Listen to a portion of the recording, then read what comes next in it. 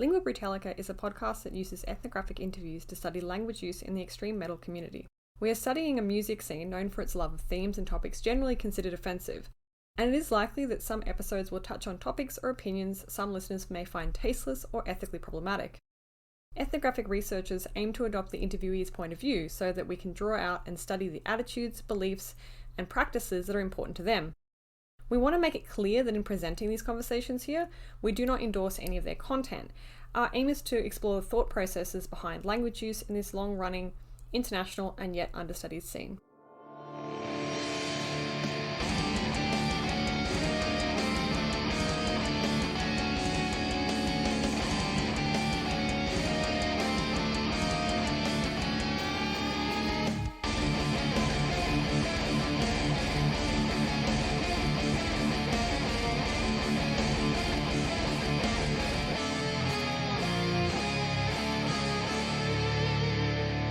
Hey everyone, welcome back to Lingua Britannica with me, Jess Crook, and my co-host, Wes Robertson. Hello. In this episode, we're joined by Dan of Foretoken. Thanks for chatting with us today, Dan. Hey, great to be here. So just to start out as we normally do, how would you describe Foretoken's music? What genre of metal would you say that they fall under and why? So I guess in a general sense, I would describe us as extreme metal. It's kind of a cop-out answer because we incorporate a lot of different styles.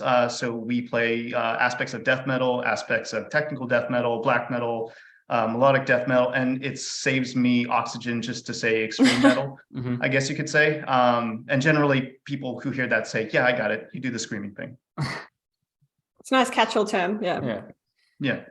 Encyclopedia Metallum specifically puts you as symphonic melodic death metal. How do you feel about that term? It's accurate, I guess. It just all those words describe what we do. I wouldn't object to any of them, so that's fine. But it is a lot of words. So sometimes I just shorten it to extreme, metal. But I'm also okay with that. It does cut out the kind of black metal influence you're mentioning, though. It does, yeah. I guess now that you put it that way, symphonic kind of leaves a more clean singy, Nightwish or that style of operatic type of metal, and that doesn't really lend itself to exactly to what we do. But at the same point, if we're talking symphonics as in just instruments and orchestrations, then we do have that. So that does still technically apply to us. So when did you get into metal music, and what drew you to the genre? Were you drawn to this kind of plethora of different styles initially, or was there a particular kind of path you kind of wove through on your way to, developing the kind of music that you now play? It was actually kind of meandering in terms of the path that I took, because candidly, I did not start out listening to Slayer and the more hardcore stuff. I actually started with the first introduction to metal that I had was from the Mortal Kombat, the movie soundtrack.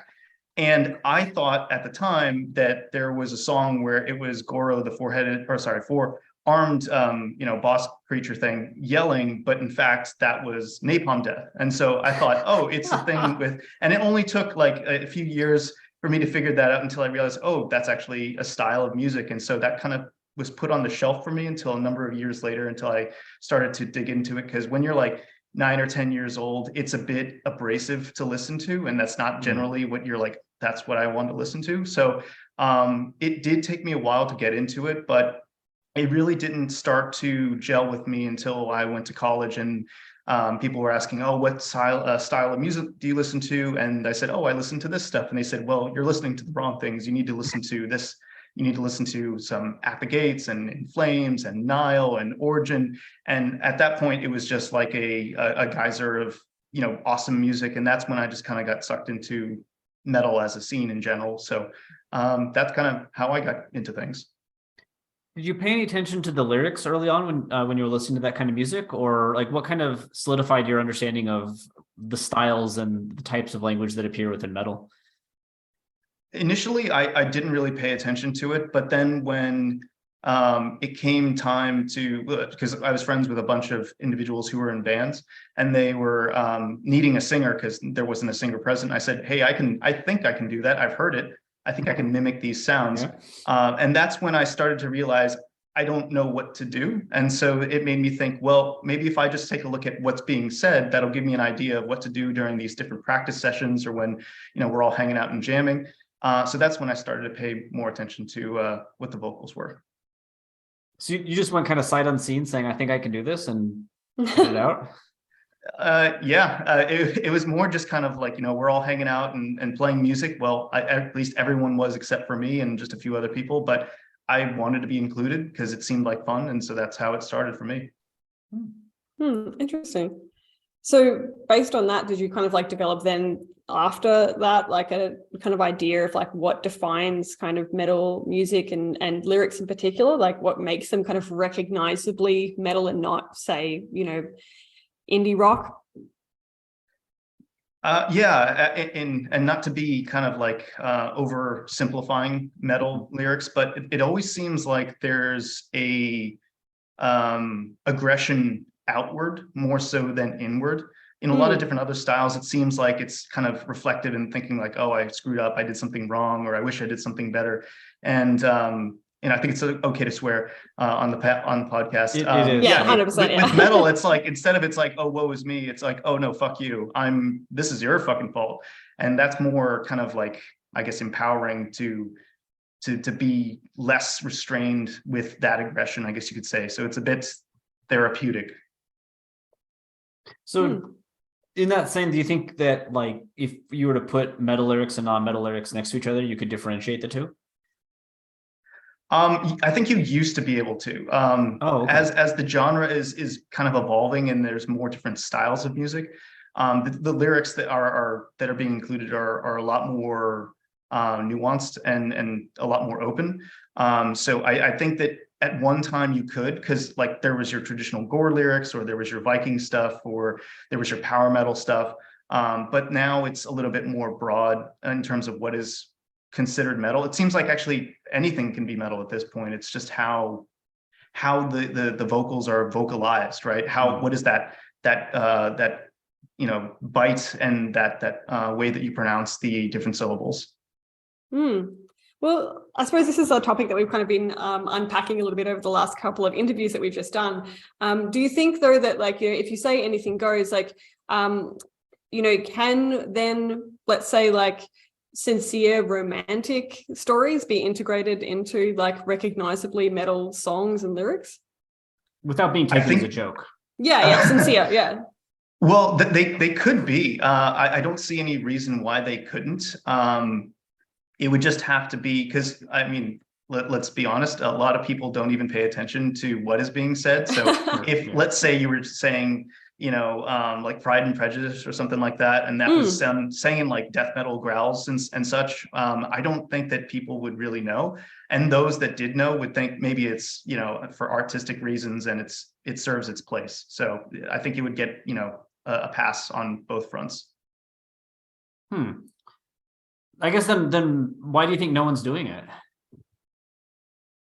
That's a heavy question to put on your shoulders. So. Yeah. Why? Like we've had people say, that romance is possible. Yeah, cute stories are possible. I guess why is if it's possible, why is it not out there? At least not out there in a sincere way. We've certainly talked a lot about like, bands that like will use that kind of like, source material and stuff for like humor, but I don't know if I've seen it presented a lot in like a way that's genuine and sincere. Maybe that's like a sign of things to come in terms of the next genre. Because like you could love somebody so much that you would kill for them. There's an album right there, I'm sure, and maybe somebody's written it and I just haven't heard it, or maybe somebody is in the middle of writing it. So who knows?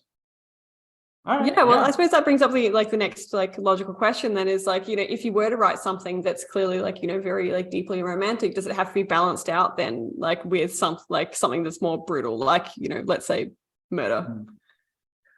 Not necessarily, but I think it helps. It's got that little like garnish, I guess you could say, in terms of the aggression that makes it, stereotypically metal. I think that helps. But it doesn't necessarily need it. It's kind of an optional thing. So beyond that kind of garnish of aggression, though, what do you think broadly is involved in making metal lyrics that are good? That are good. Well, I think that that's a bit subjective, but I guess you're asking me, so you're asking Yeah. a very Yeah, of specific course. opinion. I really like when it fits to a song. This just could be in terms of, well, no, actually, let me rewind it a bit.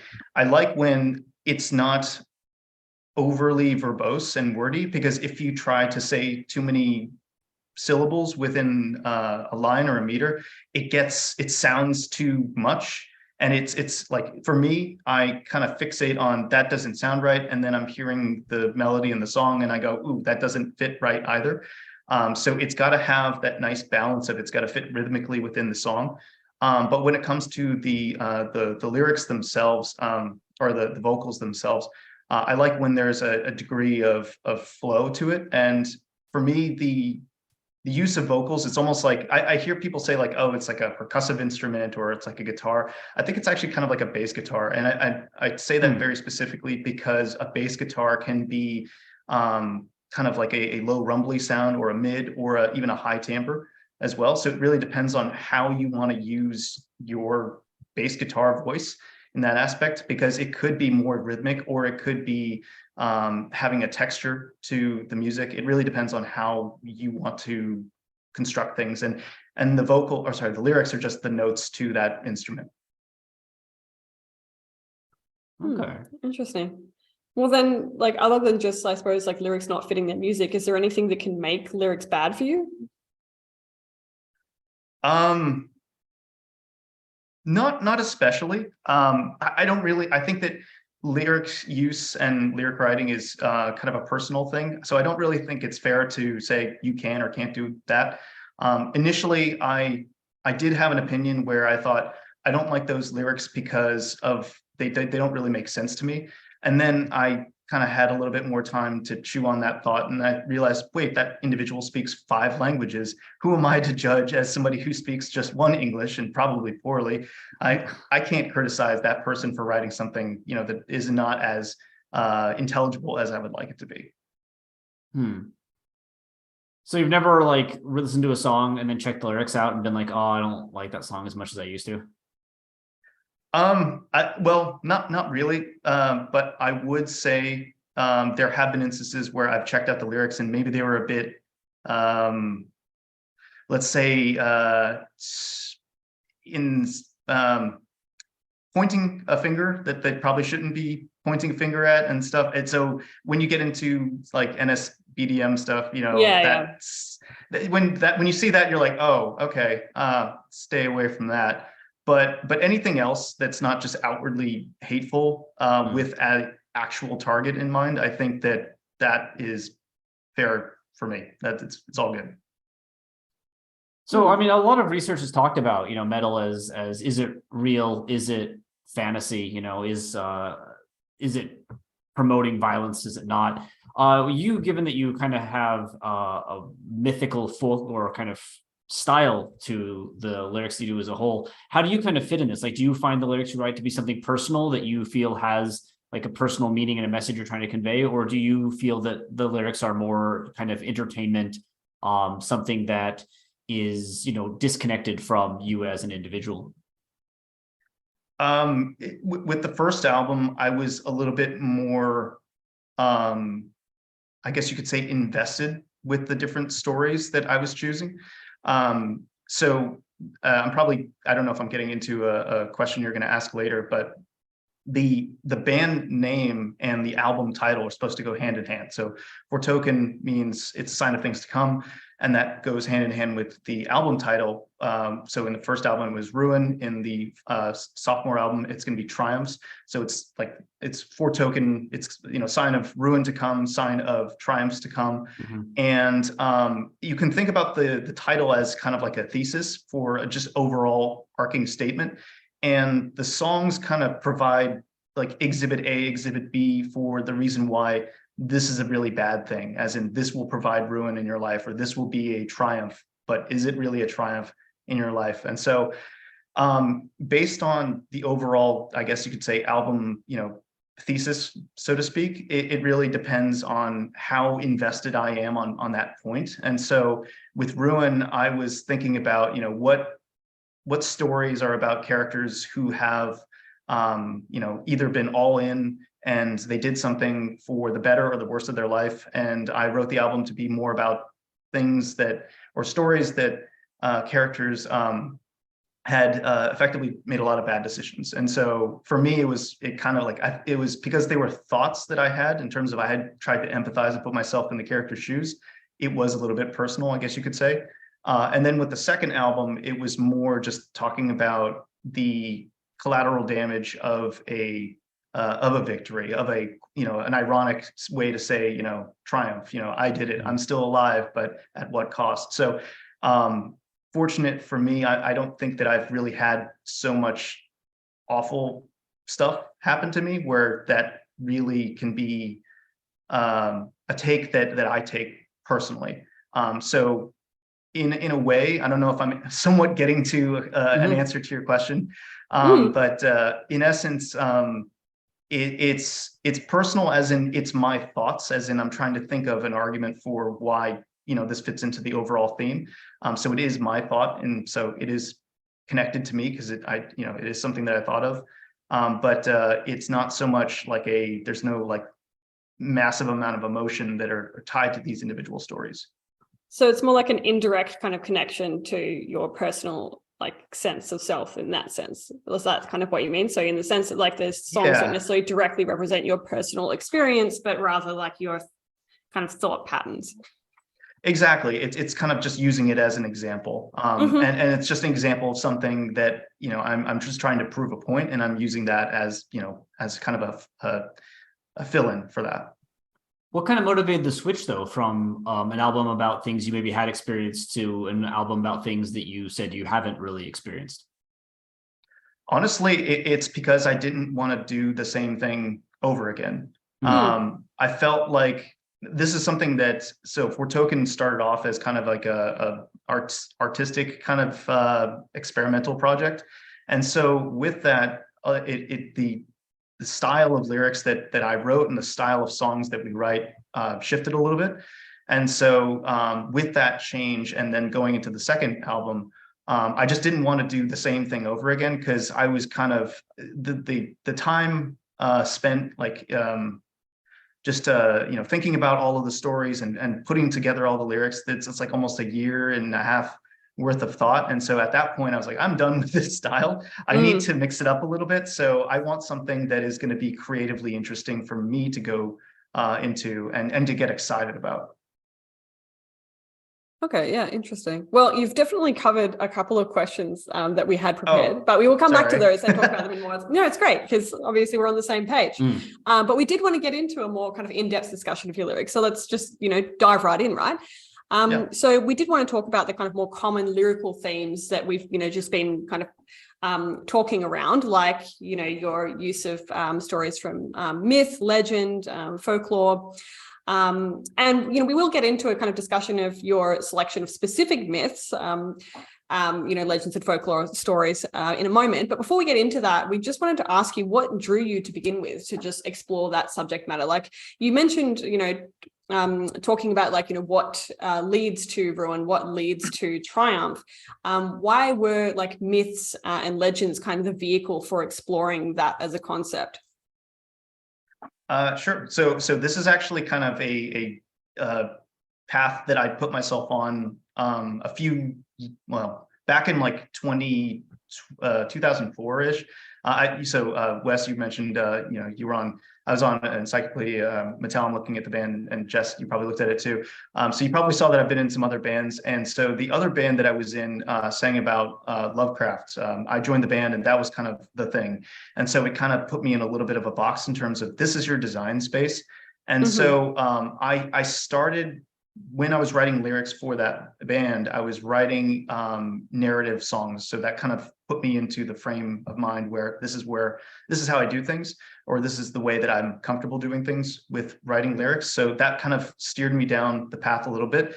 And then ultimately, I kind of got bored with that in terms of I just wanted to do something else. And so what I found myself doing was kind of borrowing from the idea of the Lovecraft mythos instead of the Lovecraft direct stories. So like there's the August Delareth stuff, who was a a writing contemporary of H.P. Lovecraft. And so what he did was he actually kind of took the idea of some of the creatures and the deities and such, and he kind of took it in another direction. And so I thought, you know what, I want to do the same thing. So I want to use some of the characters in that and then create my own stories. And then I'm going to use those stories to prove my own point. And so when my guitarist in that band, who's also the guitarist in Foretoken, said, hey, do you want to do another project?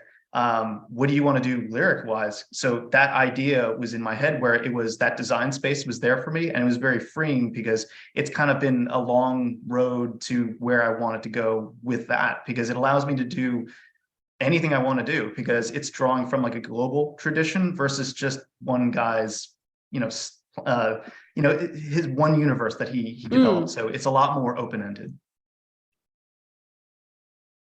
Well, it's interesting that, like, you've talked about like myths and folklore as being kind of like this, expansive resource for lyrics, but it's obviously one also that we know that has quite often served as a source for inspiration for a lot of metal lyrics out there, given that there's even, a whole subgenre of folk metal devoted specifically to exploring kind of folk stories and associated kind of musical styles in a metal context. Is there something inherently metal about myths and folk stories, do you think? I think they're cool. Like, not to be so simplistic. I just think they're cool. One of the neat things about mythology and any of that stuff is that I think that you could take a rock and chuck it at a crowd of metalheads and be like, hey, who knows what that is? And they're like, that's Thor. Not like the Marvel Thor, but like they'll know like the actual history behind Thor, and they'll probably know more than you. So that's one of the cool things about mythology, is that it's this kind of subtext where you can kind of connect with people, and everyone just finds it interesting. So it's appealing at that level. But then from a more lyrical standpoint, in terms of how it relates to metal, depending on where you look in the world in terms of mythology and folklore and stuff, it gets pretty violent. And that's kind of like what is the sticking point, and why I think that like these stories have found their way into modern culture, because they're just so awesome and they are so brutal. Like if you go back to, so I like history. I'm terrible with the years, so apologies. But like if you look at how around when Christianity was going through a boom, and what brought people into churches, it was the stories of hell. So like those were graphic and violent, and people were showing up, be like, hey, I want to hear about that. That's awesome. I don't want to go there, but I want to hear about it. So that's kind of where I think mythology fits into that, where it was just such an attractive, such an appealing idea, and these stories are just kind of they hit on you at a personal level and a humane level, and they just kind of resonate a little bit. Well, given the prevalence of myths in metal, do you ever feel pressure to approach myth and legends in a way that read is kind of unique or distinct from how other bands have addressed them in the past, or even potentially in a way that distances yourself from some of the ways that other bands have used these kind of stories? Maybe from the standpoint of, for one, I've noticed that in a lot of music and lyrics where mythology and folklore is a part of it, it doesn't dive into the source material as much as I would want to see. So that's where, if you look at some of the lyrics that I have, there's references that are a little bit more obscure, which are kind of like I don't know why that's there. And that's sometimes to my detriment, because I'll be in the recording booth, and then the sound engineer will say like, hey, can you take that, what word is that? Can you say that again? That sounded weird. I'm like, that's supposed to be how it sounds. Or it's like, well, can you say it a little bit cleaner? Because I couldn't quite make that out. So I get myself into trouble with including that, but sometimes it's a challenge I like. And then, there's a two-parter to your question. Or just like that second part? Did you think about approaching it in a way that would make them unique, or potentially even like distance yourself from some of the ways that other people have used myths in the past? Oh, yeah. I guess it kind of goes back to my point about how I try to use them for my argument. I don't believe that individuals are largely doing that. It's more just a story is here because it's a story, versus I wanted to tell a story because of what it fundamentally means. And then what does that one story mean in a portfolio of other stories that are kind of leading the listener and or reader to the same conclusion, which is, oh shit, this is actually pretty dire. Mm-hmm. Maybe we shouldn't do what X, Y, and Z characters did. Mm-hmm. Mm. And I suppose myths and folktales are particularly useful in that context because, you know, they're often designed to deliver teachings, right?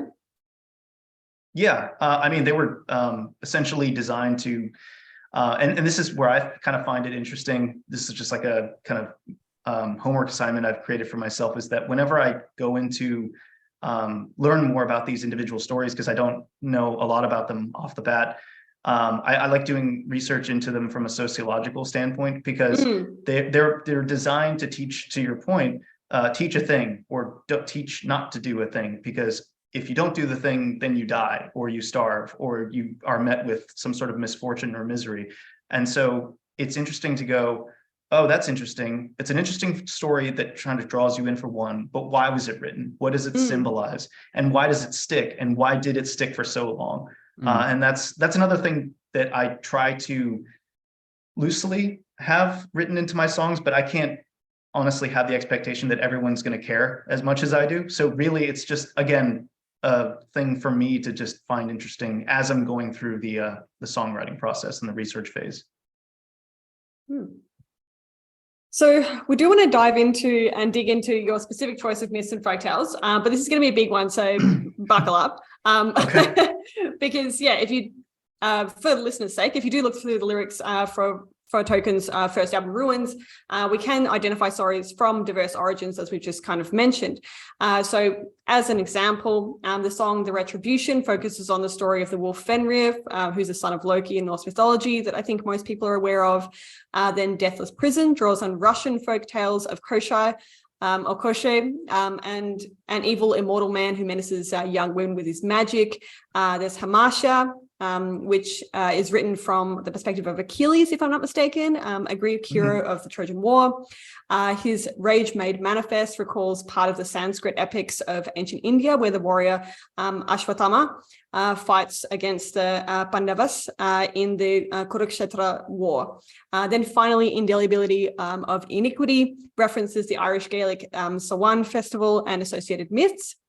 This then continues on your most recent release with songs like Remnant of Valor, written from the perspective of Wiglaf, the only soldier who stays to help Beowulf slay the dragon, in the Anglo-Saxon poem Beowulf, of course. Then the song Demon Queller then seems to be written from the perspective of Yama, I assume, the king of hell, or Di, common to kind of Chinese folk tradition, Taoism and Buddhism.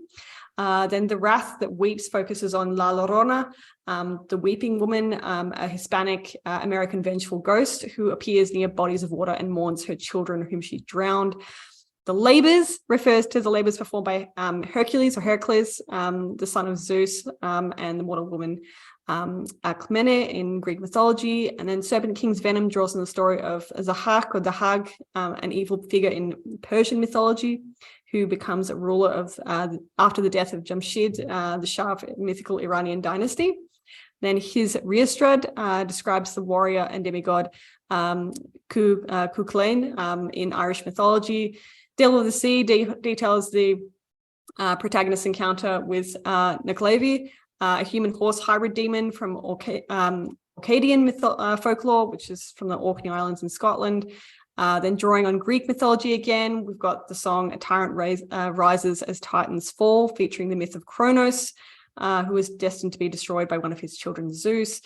So that's a lot of different stories from a lot of different kind of cultural origins. So we were wondering, just how did you select these stories? You said you did a lot of research. So like, what was the process of like doing that research and actually picking out these stories that you think are most appropriate for inclusion on these two albums? So first off, that's awesome that you got that you did all research, because I don't think I sent any specific notes on that over to you at all. No. So that was great. The only one that is not technically right is the Demon Queller song. So right. That's about, so it's King Yan. You got that part, but it's King Yan talking about how he anointed Zhong Kui, and Zhong Kui is the king of ghosts, who is the Demon Queller. So it's his realizing, this person has importance. I'm going to elevate him to status. I felt like that was an interesting perspective to talk about the hero from a removed perspective. But yeah, how did I kind of choose all these? It's a lot of research.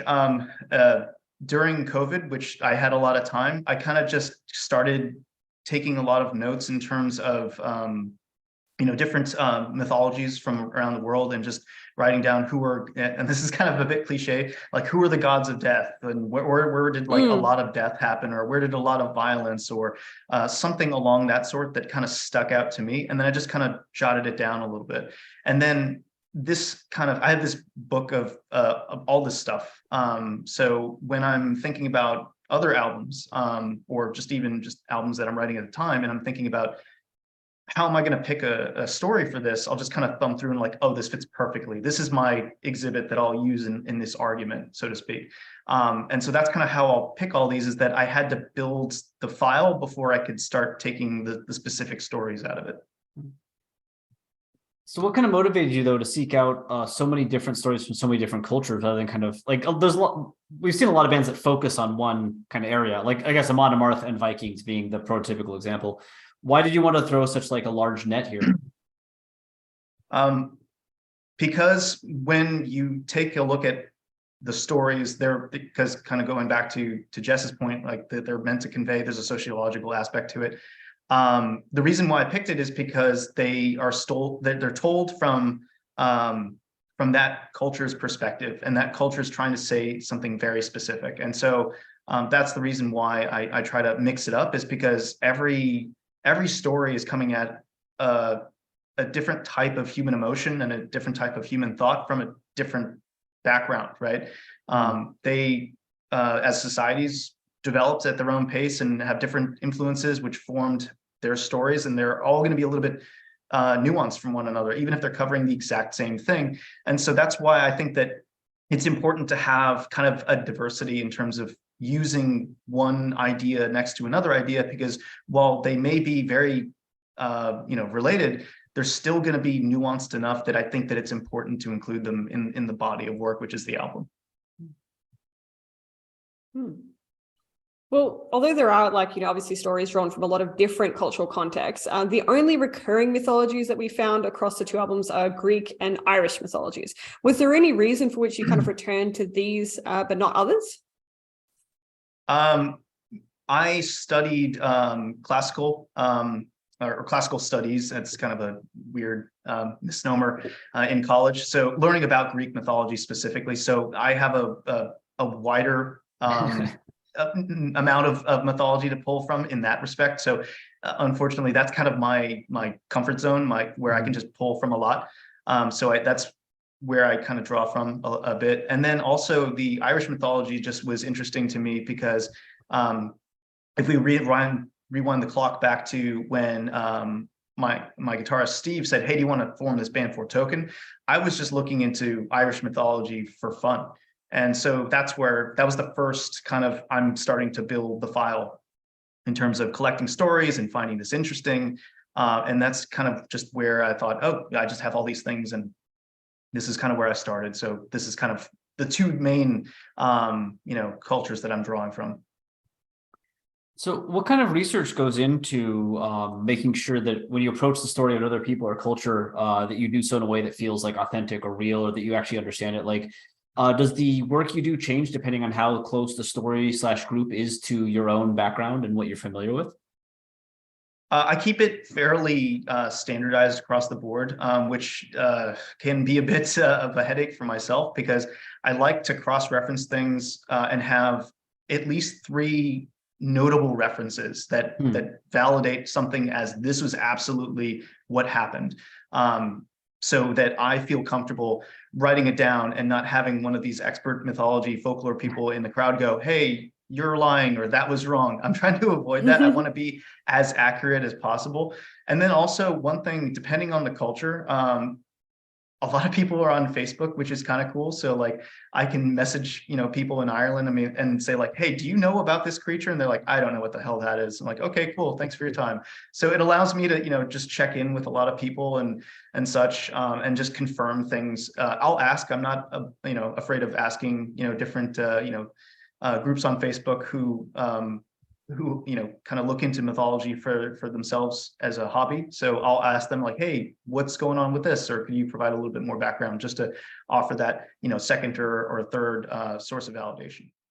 So kind of broadly speaking, then, what is the purpose or goal in kind of retelling these stories in a format like extreme metal? What does the genre that you work in give to the retelling of a tale that's been told for generations, do you find?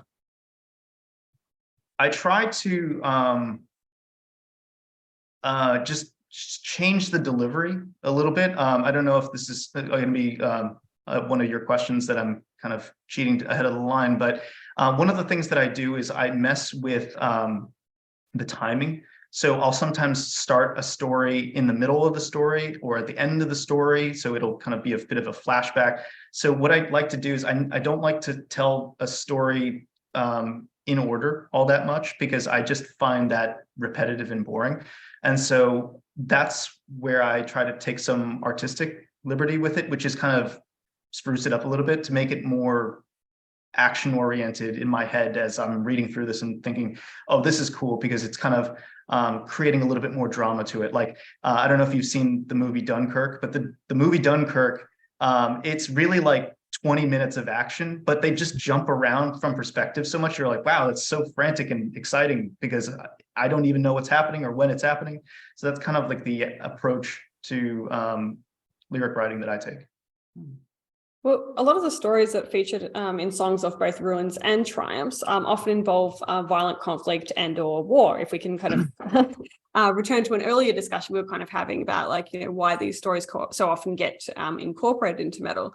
And yeah, we can see this in songs like, those that reference the conflicts that occurred during Ragnarok, when Fenrir will be set free, or the war fought by the Ashwatthama against Pandavas, and the siege of Troy led by Achilles, as discussed on Ruin.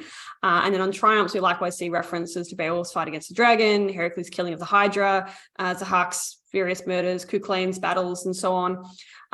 So was it your intention to select stories that did have these kind of clear, like violent or kind of war-like components? Again, I hate to be so dismissive, but with just a simple answer, but yes, just because they lend themselves to the genre in such a way, because at the end of the day, right, you can try to be as nerdy about stuff, but if it doesn't stick, if it's not cool, if it's not fun to listen to, if it's not exciting to read, then I don't know. I just don't find the point in doing it. And I'm guessing people who are listening to it probably wouldn't want to read over it either. So I kind of think about that in terms of when I'm writing, I want this to be fun for me. And if it's fun for me, I hope it's fun for other people. So that's kind of how I take stock of what I'm trying to do and the stories that I'm picking, because if I can't talk about it and I'm excited about it and if I'm not excited just talking about it because I think it's cool, then I can't imagine singing about it and trying to also enjoy it. So another pattern that we noticed that you've kind of talked about, so I'll try to rephrase this question as I ask it, but on Ruins, you mentioned that it kind of involves stories of failures, but it's often not just characters that have failed, but characters that are imprisoned or trapped. So for instance, Fenrir is bound to your grasshole tree. Koshai is imprisoned by a warrior princess, Maria Morevna, who is later imprisoned by them before they're eventually killed. And the story of Achilles references him being trapped in Skyros to protect him, but still trapped, and then later being doomed along with the character Hector. And in the more abstract sense, Ashwatthama is cursed by Krishna to be trapped in immortality, wandering the forests endlessly. And then similarly, at the end of the song Indelibility of Iniquity, we get the impression the protagonist is effectively trapped in Tecduin after their death. Conversely, in Triumphs, which again, you mentioned that it's kind of about success, you have characters succeeding endeavors, such as Wiglaf and Beowulf slaying the dragon, Hercules killing the Hydra, Cuchulain dying heroically in battle, and at the end of A Tyrant Rises as Tyrants Fall, we see Cronus celebrating his successful imprisonment of the Titans, despite knowing that he'll die by Zeus. So you mentioned these kind of core themes and how you have, failure and then success, which is perhaps not as successful as you think. But is there anything about these two concepts, like success and failure, that also feel particularly metal for myths? Like, why not investigate myths on, say, the creation of the universe, or why not investigate myths on like how the underworld works? So what is it about like success and failure, despite the nice contrast, that really links them to what you're trying to do? First off, that's awesome to hear you got that, because not a lot of people, at least, because we're a younger band, so not a lot of people have come up to me and said, hey, this is, I got it. So that's really cool to see that you got it. Credit to Jess, she has some neat. impressive background researcher. Yeah, so yeah, that's cool. And then in terms of just why there's kind of the duality to it, it's just because I wanted every album to have kind of a unique approach. And so I'm going to be always shifting. Now, with respect to a creation themed album, that is something potentially I could investigate into, but it follows kind of like a weird, at least in terms of the way that I mapped out how I was going to do these kind of overarching arguments was when you're looking at information, you kind of are introspective. So you're thinking about yourself, and then you're thinking about the outward aspects of things. So with Ruin, it's more I'm being introspective and thinking about my current state that I've created for myself. And then with Triumphs, it's thinking about I'm observing the world. What has everyone else done? Everyone else isn't as squeaky clean as they kind of lend themselves out to be, because there is a lot of death. There's a lot of collateral damage. Things do kind of suck everywhere. And so then with the next album, it's going to progress to another idea. So it's not to say that I'm kind of not doing what you're saying, but with the core idea of having the duality with imprisonment and kind of, I guess, freedom to an extent. It's more just a progression of kind of one central thought. So that's where the things are kind of going in that trajectory a little bit. So was the first album about feeling trapped in a way, personally? It was meant to. So one of the things, this is kind of funny to say, is that so I was hanging out with a bunch of friends of mine, and I was talking about I'm going to be doing lyrics for a band, and I'd like it to kind of really make you think a little bit as to like, what did I just read, and why do I feel a little bit like weird, a little bit uncomfortable with what I just read. Kind of like a Cannibal Corpse. I crossed the bingo box for you. You did, right? yeah. Yeah. Ding, ding, ding. So I wanted it to be like something like a Cannibal Corpse style lyric, but that type of thing doesn't really hit the same way when you're older. What does hit you is things that you are aware of like very acutely, in terms of you do sometimes feel trapped. You do feel sometimes like you made a mistake. You do sometimes feel like, you potentially are going to harm your family, or at least you fear for all of these things. And so these are very real, very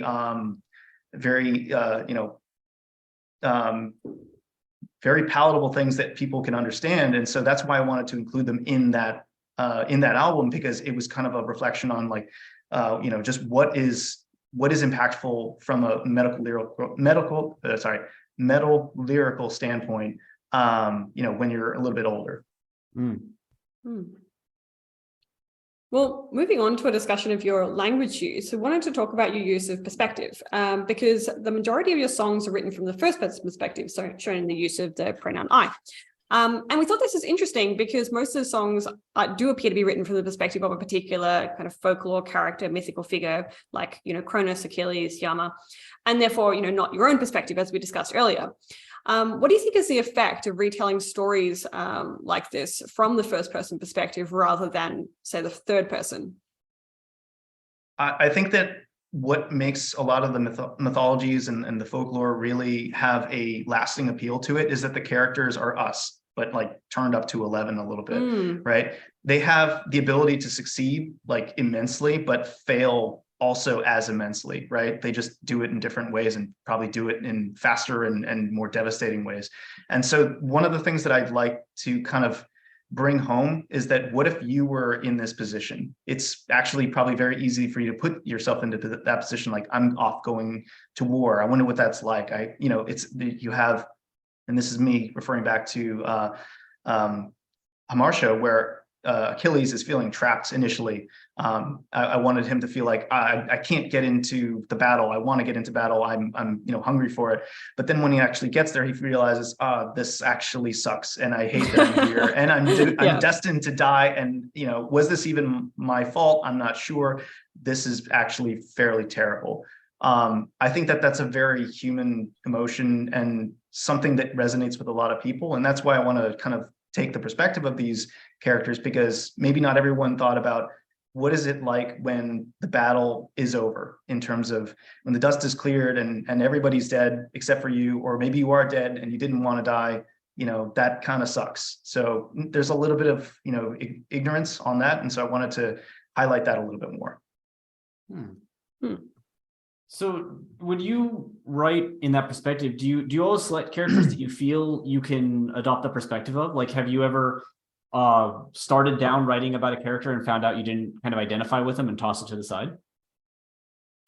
I actually started writing one or two stories from a female perspective, and I ultimately put those to the side, not because I didn't want to do them, but it was just because they didn't fit within the overall theme that I was going for. And then also with this last album, we were talking about, okay, well, we can only make 8 original songs on here. Which one's gonna get chopped off? And then I was like, well, I guess this one doesn't fit musically, so that one's gonna be put aside for the next album. So I do try to pick stories that resonate with me, but one of the things with compiling this record of all these stories is that you really get a chance to understand all the characters' backgrounds and really understand what they went through. And so it's very easy for me to kind of empathize with, okay, well, what was it probably like? And for me to then write that perspective into the story. So I guess that it's a little bit easier given the amount of homework that was done beforehand. So have you found yourself empathizing with a character like during the process of, or like, have you found, has writing a song ever given you a new perspective? A little bit, actually, with the song with Kronos and Zeus. So everyone always kind of thinks about Zeus first because he's the most popular one, but ultimately the story of Kronos is being overthrown by your son. So I was kind of trying to write this in like a Star Wars-y aspect where you get the perspective of Darth Vader, i.e. Kronos first, and he's trying to do the right thing. He's trying to overthrow his father because his mother asked him to do it. And so he does, and then he realizes, he gets a prophecy from his dying father that you're going to get killed by your son. And then he realizes in panic, I don't want that to happen to me. I need to solidify my rule forever. And he doesn't realize in doing that, he's becoming kind of a monster and a bit of a tyrant, and just setting himself up for the inevitable, transgressions from his son to ultimately kill him. But then the cycle repeats with Zeus ultimately doing that and wanting to end any sort of challenging, from his progeny in the future too. So it's something that as you're kind of looking into the individual stories, and I'm not doing anything new, I'm just reading through the stories, but it's that understanding that makes them, I like them a little bit more because I'm now reading into it, trying to understand these little aspects that kind of speak to me a little bit louder, and that helps me, I think, write a little bit better. Well, it's interesting that you talked about the Kronos example, because I wanted to talk about that just as a kind of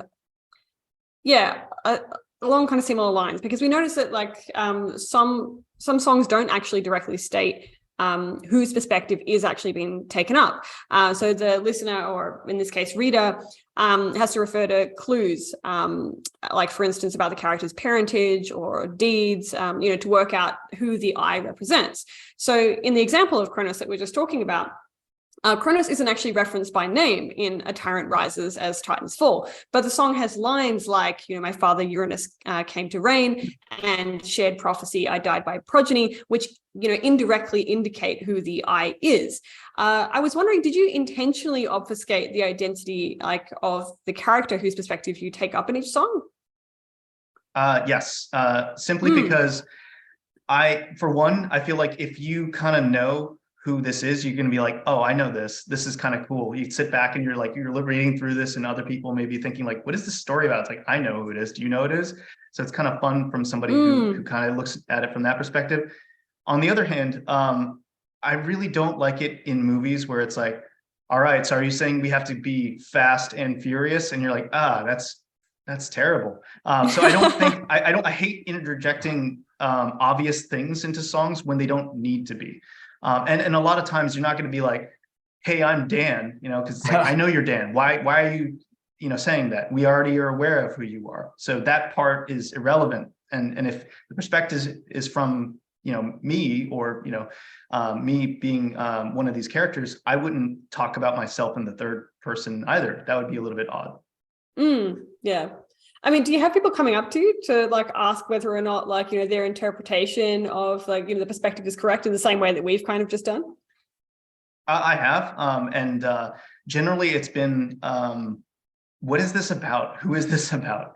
And what's kind of cool too, is that just people have written to me and been asking, like, I don't actually, and this is, probably because of the perspective shifting and jumping around of, when the story starts and where it ends. But a lot of people from like Eastern Europe or from Mexico or Spain have like reached out to me and said like, I want to know more about this. This all sounds really cool, but I have no idea who it's about. And I don't really have a good grasp of, the overall arcing story. Can you kind of explain this out to me? And that's something that I happily write over to people, because I kind of take it as a sense of pride where I can get somebody else who maybe didn't think about this when they started, but they're certainly thinking about it now. And now that's something that we've connected over, which is, the aspect of respecting the stories and just understanding how cool they are. So one thing in the way that you tell these stories, there's a style that we felt kind of has a little bit of a distinctly old world feel. This is sometimes achieved through the use of sort of old or archaic English language, like the lines on Remnant for Valor, which read, Hrothgar's bane, Merrick Stappa, quarry for his fame, twas drubbed, mutilated, and retreated to die in the marshes, featuring the Old English twas and Merrick Stappa, which is a boundary stepper, or one who wanders the desolate borderland. In other contexts, though, your language isn't straightforwardly old in the sense of, twas, but perhaps uncommon outside of literary poetic writing. So, for example, lines like, I awoke in agony again, their frantic screams incessant. Every night I relive a sickening sight of a family who woefully lost their lives from devil of the sea, contains words like awoke and woefully that, we all recognize, but we're not going to use them in everyday interaction necessarily. And of course, you mentioned at the very beginning with the name Foretoken, not being Old English, but being a kind of modern literary English rare term for a sign of something to come. Is this use of older or poetic in English language something that's intentional, or did it just come up organically because you're writing about myths and folktales? Like, what is the effect you're aiming for with this? And would it be strange if you wrote your lyrics basically the same way, but using very modern English expression instead? Yes, actually. So I find that if you were to use modern English in some of these stories, or modern language, it would be like anachronistic, where it would stick out, and like that they don't say fuck back in the medieval ages, or at least we don't know that for certain. It just kind of doesn't really make sense. And so if I'm trying to set like an atmosphere and a tone and exposition for a story, and then I throw in something like that, and it says like, Coke in the background, like that's like the equivalent of me throwing in something that is modern. It looks so out of place. And then you're wondering, it took me out of that, world you were building. So I'm a little bit, I have to get back into it. And I don't want people to skip a step. I want them to be fully invested, and all the way through. I mean, so this is something that kind of comes up in a few interviews, but given that you're screaming everything, right? Would people even know if you used modern language? I would know, I guess. You would know. So it would ruin for me. I every time I would sing the song, I would know like this just doesn't sit right. And I'm sure that there's gonna be people who look through the lyrics and they're like, that seems weird. And then there's group number 3, which is those who can, you said like whether lyrics can be intelligible or not. I've been told that I am fairly enunciate a lot when I sing. That's just kind of my style. True, yeah. And so if I was to say that, people would go, whoa, that doesn't make sense. Now I can't stop thinking about that. And I don't want that to happen during a set. So that's another reason why I kind of try to stay within the mythology character, I guess you could say. Do you think there's anything like distinctly metal about using kind of older sounding language? Like, is it, to your perception, like more metal like sounding to use like older kind of poetic language in comparison to kind of more modern conversational English? I think that there's in general, probably individuals like to use that because it's like you're speaking from a older tradition.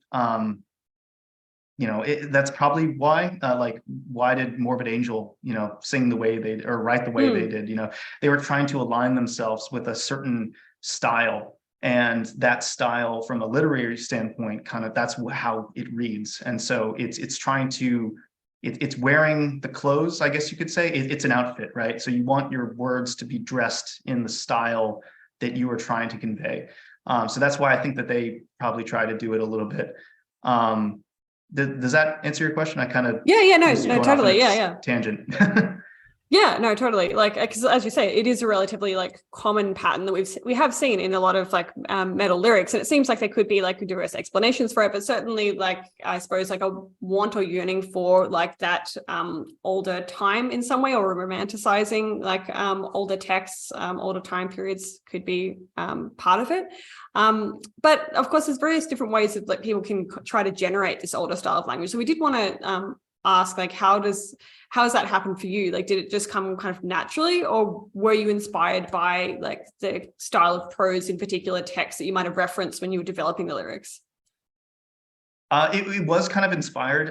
It really, I don't know if you picked up on this, where I kind of tried to directly insert direct quotes from certain stories.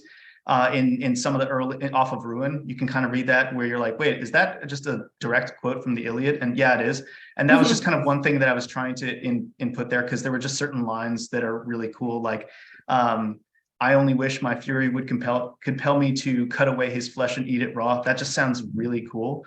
But from a standpoint of just trying to write that style, I would just say, it is something that I think is neat. Yeah.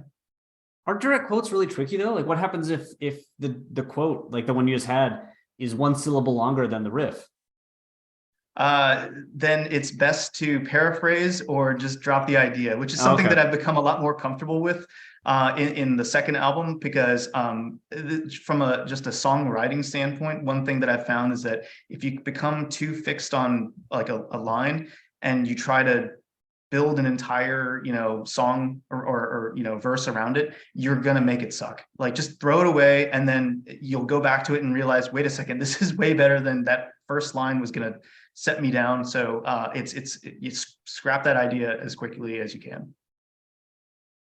So, broadly speaking, though, outside of these kind of ye olde styles, I'd say that your lyrics, we mentioned that your vocal delivery as well is pretty accessible in terms of, the difficulty of the language and how it's performed. But there are a few cases that stood out to us as being a bit distinct from casual speech, while also not necessarily feeling super old. Like, for instance, on Bewildering Darkness, the protagonist states that they have, quote, elucidated to my wife that something was stalking us from a distance, with elucidated really standing out there rather than like said to my wife or explained to my wife. And you have lines like, when efforts of execution failed to deliver me to death, which is all clear, I was immured, rather than imprisoned or confined, with immured really standing out compared to the difficulty of the rest of that sentence. And on the new album, the song The Laborers is line, now wielding its deadly blood, not bloody death, no man, monster, mystery, shielded, murderous, no problems here. With this, my expiation ends, with expiation being making amends, standing out quite prominently in terms of how familiar that word is. Like, I had no idea what that was before I read your lyrics. So what's the goal of this kind of sprinkling of quite obscure English vocabulary here and there among otherwise pretty accessible phrasings? Honestly, it's because I want there to be a very obvious rhythmic flow to the lyrics. And if if I'm using a lot of assonance and alliteration, like you were mentioning, I sometimes have to dig into these words that are not used as much just because they make it rhyme a little bit better. So you were referencing, oh, this is a little bit off, but when I said elucidating in bewildering duress, the reason why I wanted to use that word was because I wanted to kind of craft the image of somebody who is losing their sanity. So it becomes, they are thinking very clearly and using very clear language and high level, or college terms or whatnot, and then it kind of goes into panic mode, and then he starts not using those words. So it kind of lends itself to that sanity loss a little bit, and that panic and fear. With you mentioned immured in Deathless Prison. That's more immured. And then I believe, I forgot the exact line, but Mario Morvina is off there. So it's a kind of an underscoring the M sound for the immured Mario Morvina part of it. So that's kind of when I try to dig into these multisyllabic words a little bit more, because they allow me to write a better a line from just having the syllables in it, lend itself to a better song.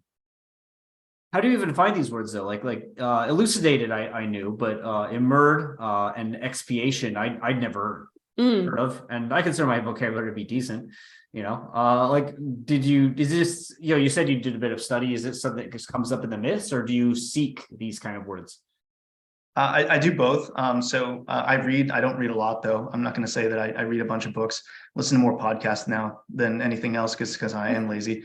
But I like to pick up words every once in a while, and I'll just like jot them down in my phone, just because it's like, well, store that away for something. But I'm not above also just using a thesaurus or just looking online, because why limit yourself to any of the original pack of crayons was 12, but the other one is 64. It's like, if I have access to all these other colors, why do I want to limit myself to these select ones, which are, if anything, they're limiting how I am able to communicate. So I want to draw from as many as specific a word choice as I can, and sometimes I have to go and look those up. This is kind of a heavy question, so again, this is all exploratory, not accusatory. Okay. But if you're trying to expand the way that you communicate, isn't there like a potential irony there, in that by using a difficult word, you end up not communicating?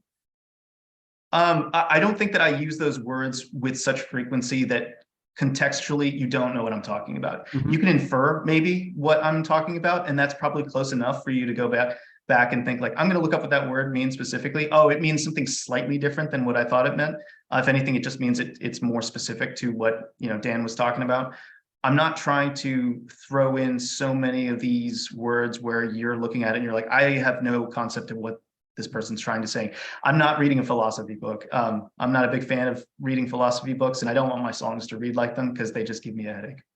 So I'm going to torture your little crayon analogy here a bit. Okay. Can you use too many crayons? And does metal allow you to use more crayons than other genres would?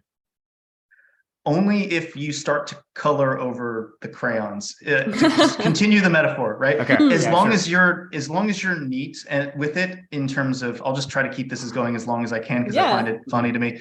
As long as you can draw the colors next to one another, you can even have certain ones overlap, but there comes a point where you can't have certain colors overlap over others, or else it gets too jumbled or a mess. So you can have as much as you want, but you don't want to, Jackson Pollock painting at the end of it, right? You want some degree of, even if it's chaos, it's got to be artistically designed to be chaos, not accidentally chaos, unless that's what you're trying to do, like in grindcore, which sometimes just sounds like a blender to me. That's not really one of my styles, so I probably shouldn't say anything bad about it, but it's just, that's what you're trying to create, and just be mindful of what you're trying to create, and if you just keep sight of what you're trying to do, probably doesn't really matter if you go over the edges a little bit. Do you think though the metal is more accepting of like more crayons on a page than other genres would be? Oh yeah, absolutely. Because like going back to we were talking about, well, how can we actually understand Dan or people like Dan who are doing all the screaming? We can get away with a lot in terms of you can't hear exactly what we're saying, and that's also dependent on vocal style. So If you were doing like gutturals, then you can get away with mispronouncing words. Or in some of the songs, I tried speaking Spanish, and I can't speak Spanish that well. So I hope that helped me obfuscate my lack of pronunciation a little bit, or my pronunciation of Swedish, which I know is really bad. I've gotten some comments from my friends on that. So so yeah, it does allow me to kind of play with the word choice a little bit, and it also allows me to be a bit sloppy, but not too sloppy. Okay. Well, this actually leads perfectly onto our next question, because I was going to ask you about the non-English elements, of your lyrics, because it is really interesting, particularly as like people who study non-English languages. So, for example, lyrics from Deathless Prison include 3 repetitions of the Russian phrase "Больше никогда," never ever, and then there's "Brinner ner has mina bästa," which I presume is the Swedish phrase that you were mentioning earlier. Mm-hmm. Yep. And in the Wrath That Weeps, there's several lines, as you mentioned just before, that are produced in Spanish, that translate to "She will come soon, woman in white, take your life, sorrowful Maria, always searching night waters, searching endlessly, crying and lamenting, where are my children?" And then, of course, there are a lot of kind of names for mythical figures and supernatural entities that are drawn from other languages, like Eshi from Irish Gaelic. That's, I believe, the name for a supernatural race in Irish mythology. There's Di, hell, Gui, which is ghost in Chinese Mandarin. So what was the goal of scattering these words and phrases throughout your songs? Do they create a kind of particular effect in your mind? They do. And if we're talking about the names, whether they are the names of things or the names of people, I feel that it's important to keep those, because otherwise it's me. I'm taking too far a step back from the culture that it comes from. I want that to be a very omnipresent part of the songs, which is, that this is a Mexican folklore song, or this is an Irish song based on the use of the names. And then with respect to the songs where I actually try to speak the language that it was originally from, that's just me just trying to pay homage a little bit to it. And then, at least specifically with the song "The Wraith That Weeps," that the character Lorona is known for saying that. That's kind of her catchphrase. And so when I thought about writing the song, I thought, oh, I have to have this line in here, but it seemed a bit disingenuous to only have one line in Spanish. I figured, well, if I'm just going to do one line, I can go ahead and write an entire full chorus in it. And what I found actually with writing in, or at least with Spanish anyway, and just how Romance languages work, is that it's actually easier to write songs that rhyme in those languages compared to English, because English is such a hard grating voice. It doesn't sound that it's a Germanic voice or language. It doesn't sound great unless you're trying to sound grady, I guess. So it allows you to write more melodically.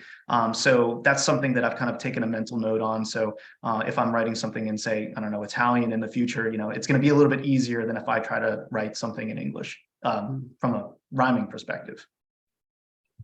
So what about the inclusion of particular languages? Is there a reason why you included like a lot of Spanish but no Greek, for example? Are there languages that you feel fit your music or fit metal more than others? It's a bit of a cop-out. I just thought about things that I can potentially be able to say without utterly butchering it, and things that I can't. So I am not confident at all with Greek. Another reason why is that I do have some friends. I'm fortunate enough to have some friends who do speak other languages. And so I can go to them and say, how do you say this? And how wrong am I? So they can kind of coach me into not sounding like a complete idiot. And hopefully that's how it was with Swedish and Spanish and a little bit of the Chinese. So hopefully that kind of finds its way onto the album. Well, how about when you actually wrote the lyrics, like particularly the Spanish lyrics? So did you actually write those out like yourself, like, excluding the famous phrase that you mentioned, and then just have those like kind of checked over with somebody like who's proficient Spanish user, or how did you do it? Yeah, so I did take Spanish in college and also high school because there was enough time in between where I'd basically just forgotten it. I know the words and I know roughly the conjugation, but I'm not 100% on it. So I knew enough to kind of write enough that I thought it made sense. And then I just said, is this right? And they just changed, one or two minor conjugations to make it correct. So what about when you were choosing specific words? Was there anything involved in that? Like when writing English, for instance, you have clearly searched out, as you mentioned, specific synonyms to narrow down a specific feeling or image or to work in a rhyme or like a rhythm. Is this something you were able to do in other languages, or did you feel really kind of limited in what you were able to produce? I felt limited for another way you didn't mention, which is in English, we have a tendency, or I have a tendency to speak with a lot of idioms. And I didn't realize how limiting that was until I ultimately tried to write a lyric, especially within Swedish, where at least within Spanish, it's like, I do know some of the words, but with Swedish, I was saying, I wanted to, write burning. And then Swedish is tough because there's just so many different types of ways to burn things, and they mean different things. And so I was running this by a friend of mine who speaks Swedish, and he says, hold on. Let's have a call. You tell me what you're trying to say, and then I will help you with the right word, because we went back and forth over text a few times, and then it was just it was a little bit confusing for both of us, I guess you could say. So it was just easier to hash it out over the phone. Okay. Well, something else in terms of patterns that we picked up on songs off both albums, I suppose, is a consistent presence of rhyme in your lyrics that appear to be in kind of a range of different forms. So, for example, in lines like "From my death of bravery, a monster of unmixed malignity," "There is blood on the door, there were limbs on the floor," or alternatively, "Song of Murdas, what do you say? I want what's owed supremacy. Then do as I dictate. Kill my father, gladly I'll obey. The trap is set and lies in wait." Or even scheme devised in order to find, hacked and cut, wounds cauterized. So what effect does the rhyme, particularly kind of changing rhyme schemes like this, add to your lyrics? Does it provide something that would be lost if the rhyme wasn't there? I think so. I think that at least for what I was trying to do, I want every line to kind of be a hook. I want it to be kind of stuck in your ear, and for you to think, just kind of as you're, mowing the lawn or doing whatever throughout your day, and you're just like hearing this, and you're like, damn, that is a catchy line. That's kind of how I approach lyric writing.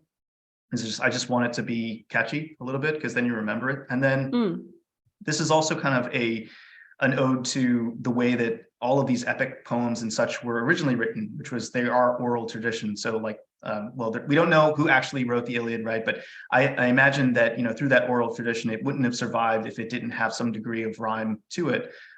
So that's kind of what I've thought about as well, is, well, I'm already in the kind of, hemisphere of mythology. Why not just try to continue the tradition, right? That's what they did to make it memorable.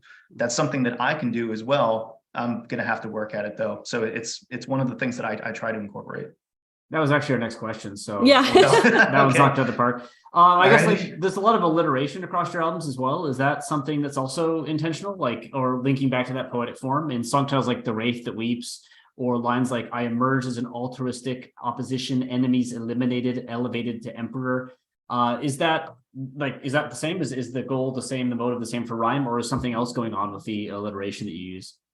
That's it. It's because it kind of just really sticks in your head. It's a bit of a jingle, and you just sometimes you may find yourself tomorrow, replaying that line through your head, and it just rhymes, and then you'll just be like, hey, I just want to listen to the song. So hopefully, it does that exact thing, which is it makes people want to listen to it. So one thing that we saw in your lyrics that we've never seen before, and that really kind of interested me personally, is because I mentioned a few times, I think, that like I traditionally studied language use that's restricted to writing, and you use a lot of punctuation in a lot of ways that we haven't seen. So there's a lot of ellipses, like on "Bewildering Duress" has 6, which is that period, as in "I'm sorry, ... or "My family is here, ... And then you have a deathless prison with lines like, or maybe it's blood loss, ... question mark. And she escaped, comma, again, exclamation question mark. Tracking their trail, comma, I was surprised to see, comma, Ivan, exclamation question mark. And on the new album, the song Demon Queller has intelligent, comma, no doubt, comma, anything to say, comma, in your defense, question mark, or I consumed, comma, and thus began, comma, his legend, exclamation mark. And ellipses come back in lines like, all I need is an usurper, ... from Serpent King's Venom. And you've even added some like Emily Dickinson style M dashes in the lyrics as well. So I guess like to simple, like what's up with the punctuation? They don't seem to reflect actual pauses in your singing. So what motivates such extensive marking in the written form of your lyrics? There's stories. There's stories as much as they are lyrics. And so when you're reading through those, it's like they convey a very specific tone and message, like with the ellipses use or the exclamation or the commas. Like you were mentioning one of the lines from Demon Queller, where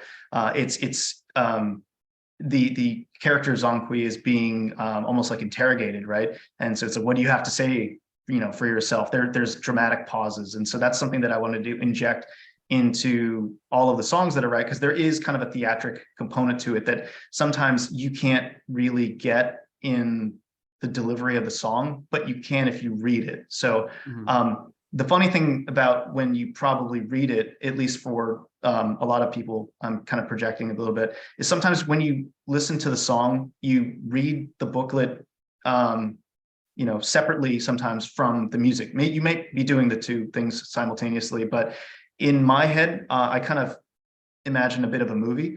And so it's almost like a script. So I'm storyboarding out what I'm reading in my head. And if those are there, it helps me kind of paint a more complete picture. And I thought, hey, this is kind of cool.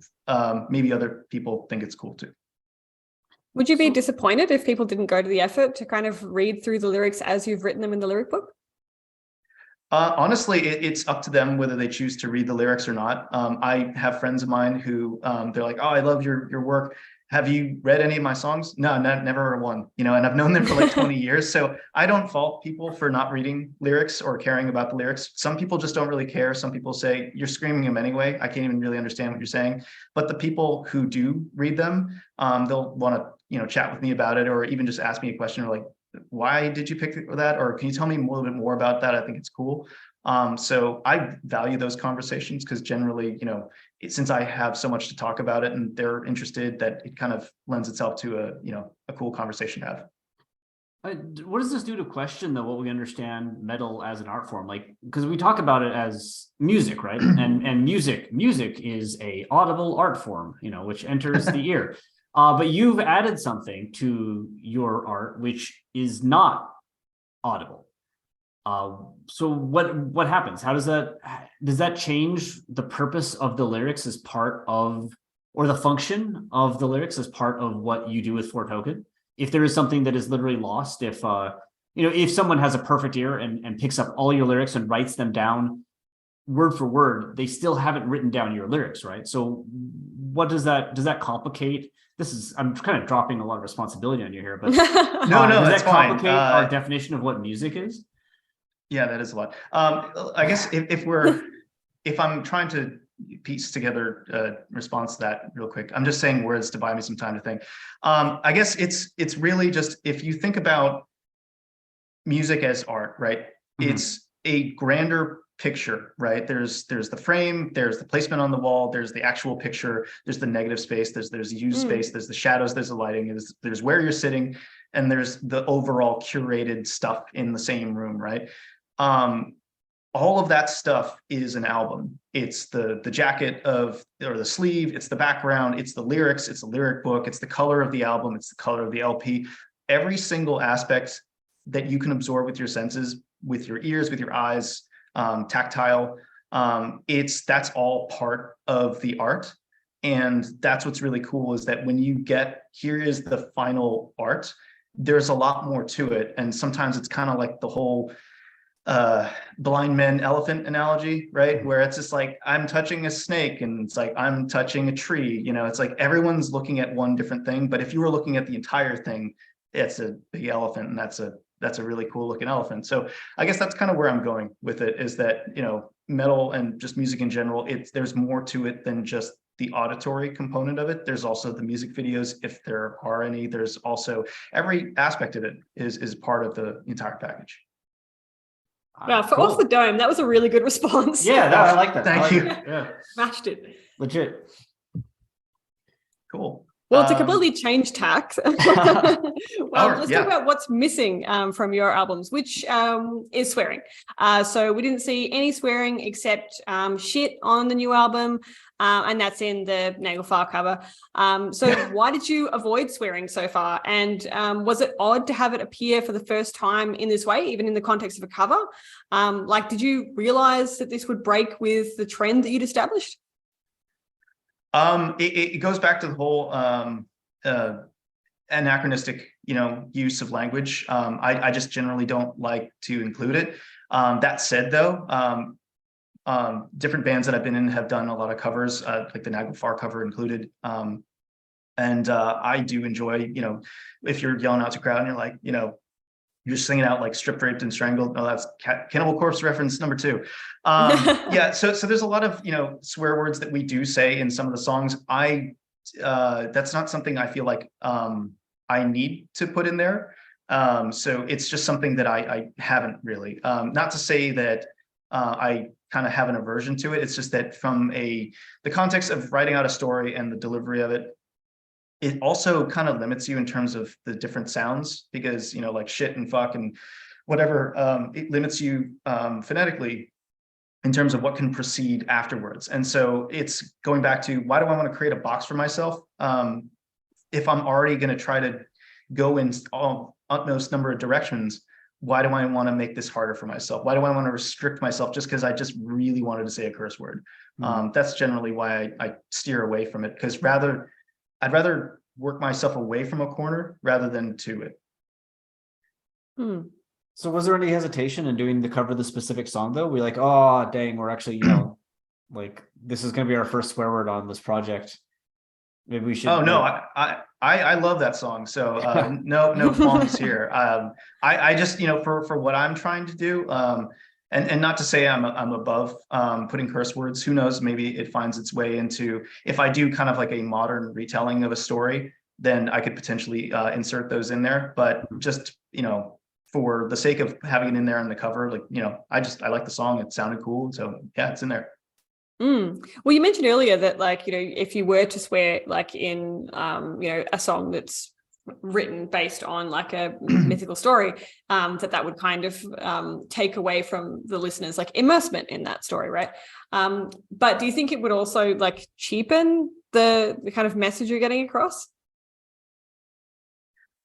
I don't think that. I think swear words or curse words get kind of an unfair shake in metal lyrics, because I've heard some people say that, you know, I don't like swearing because it's you know, it's stupid. Or I've heard some people say, like, I'm going to use all the curse words and all the swear words because if you don't, you're fucking stupid.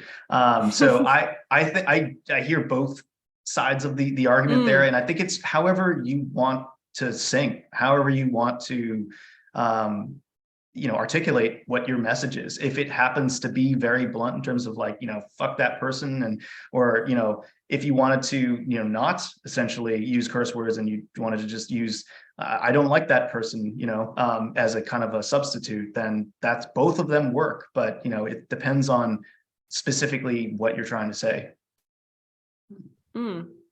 So what kind of thing would you need to say in order for swearing to be, like, you know, A-okay with the music? I think that for me, and this is kind of just how I define use of, so if I'm using swear words in regular day conversation, it's because I'm just using it for comedic effect, or for, you know, trying to underscore a specific point that I'm trying to make. But if I was to use it in a song, as in work it into a story, you probably use words like that when you're panicking or you're under duress. So I would need to craft some sort of a scene where somebody is feeling very back against the wall, and then they're like, oh fuck, I'm gonna die, I'm gonna fucking die, you know, like that sounds very believable and realistic to be put into the story. But it would have to be from a scene standpoint, like modern enough where that is a believable word to come out of that character's mouth. Okay. Well, if we can now speak very broadly, what would you say is the role of lyrics in Foretoken's music specifically, and then more generally in metal? Really, I just want to give somebody, if you're listening to our music and you happen to like mythology, you don't have to listen to, or you don't have to read our lyrics. I don't think that that's a necessary component. That might be blasphemous for me to say as the singer. I don't care necessarily if you choose to not read my lyrics, but at least if you listen to our songs and you feel like, hey, that voice kind of fits with that melody, that's cool with me. But also, if you are interested in the subject matter, whether it's you find it, the title kind of intriguing, or maybe you are interested in what I'm talking about specifically and you dig into that, or maybe you just want to read the story because you think it's a cool story, then I think that that's what the purpose of my lyrics are, which is it's just to, going back to that metaphor about, completing the art, that it is one portion of the art. Hopefully what I'm adding completes the picture and doesn't distract from the overall presentation. What about though outside of your music within extreme metal? Given of course that we're screaming, given that it's often unintelligible, what is the role of language in the art form that you are one part of? I think it's just to kind of copy and paste what I just said there. I guess it'd be just it's there to complete the art, right?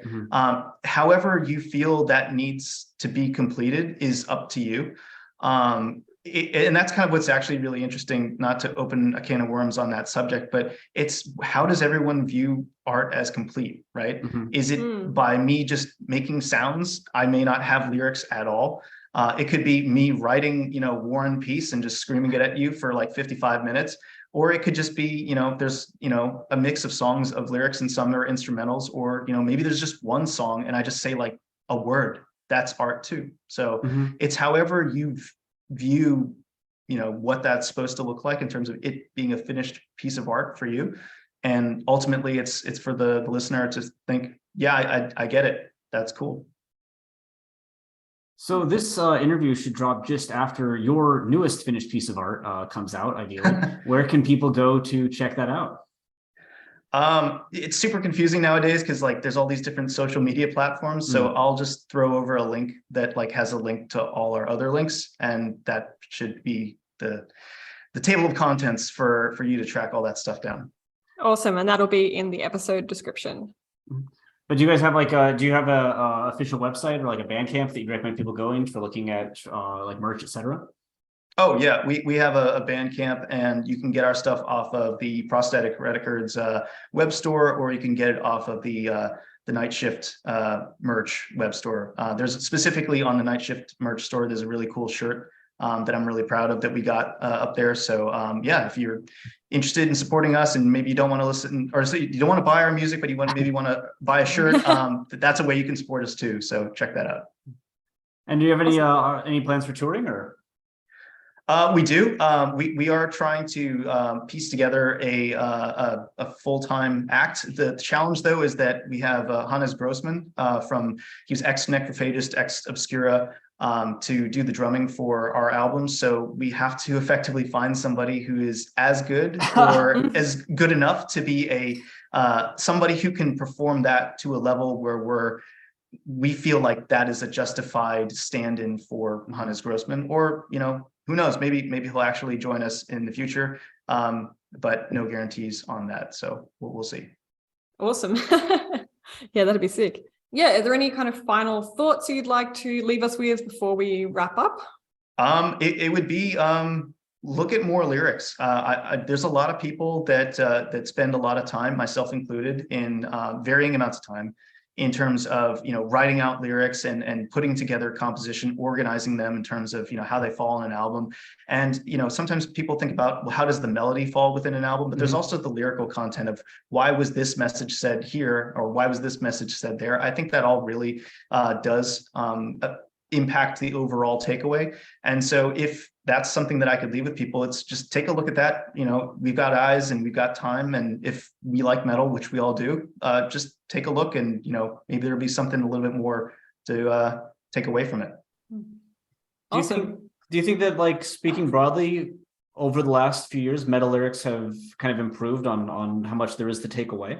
I think so, because I think that there's a little bit more scrutiny now towards looking at lyrics, and that's just because we are now right. A lot of people listen to music through Spotify, and there's the option to throw your lyrics on there, and so there's a lot more ways to look at lyrics, and so now it's almost like if there's an absence of I can't find your lyrics, especially given that metal is becoming more popular now, and there are people who want to actually know what you're saying.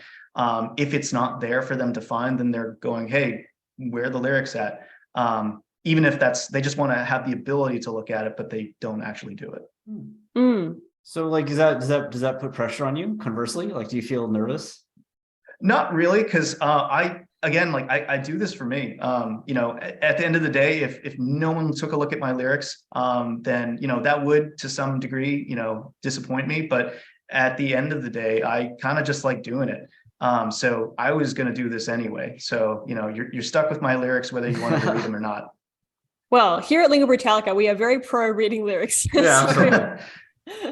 We are 100% awesome. In support of promotion of reading lyrics. Everyone should definitely try and do that if they can, because they are certainly more accessible these days than they ever were back when first started getting into the genre, as I'm sure is the case for you as well. Yeah, absolutely. Okay. Awesome. Well, yeah, thank you so much for your time. I'm really glad to have you.